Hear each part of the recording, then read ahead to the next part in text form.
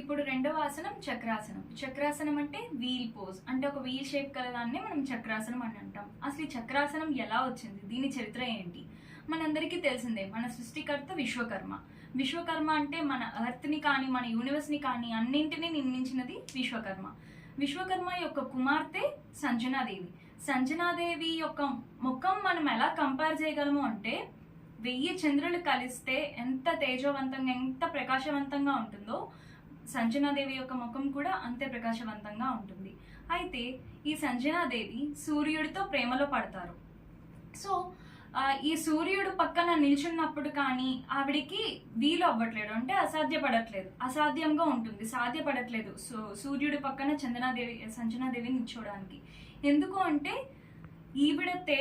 ఈవిడ ప్రకాశవంతంగా ఎంత ఉందో సూర్యుడు అంతకు మించి ప్రకాశవంతంగా ఉన్నారు. ఈవిడేమో ఆ అసాధ్యాన్ని తట్టుకోలేక వెళ్ళి వాళ్ళ నాన్నగారికి సహాయం కోసం అడుగుతుంది.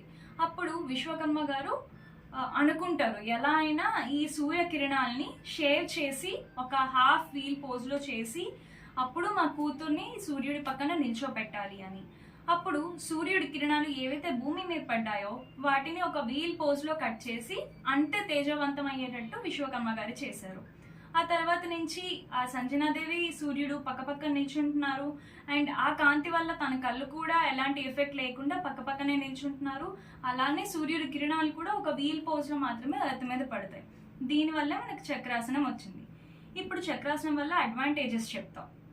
చక్రాసనం వల్ల మనం బ్యాక్ బెండ్ చేస్తాం. దాని అర్థం ఏంటి అంటే మన స్పైన్లో ఫ్లెక్సిబిలిటీ పెరుగుతుంది అండ్ బ్యాక్ పెయిన్స్ అవి మనకి అవాయిడ్ అవుతాయి. ఇప్పుడు ఆ చక్రాసనాన్ని ఎలా చేయాలో నేను మీకు చేసి చూపిస్తాను.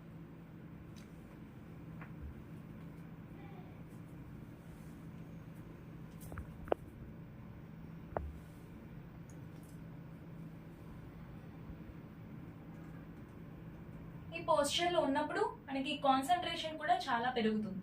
అండ్ ఇక్కడ అబ్జర్వ్ చేసినట్టయితే బ్యాక్ బెండ్ అవుతుంది. దాని అర్థం పెయిన్స్ ఉన్నా పోతాయి, పెయిన్స్ రావు అండ్ బ్యాక్లో ఫ్లెక్సిబిలిటీ కూడా పెరుగుతుంది.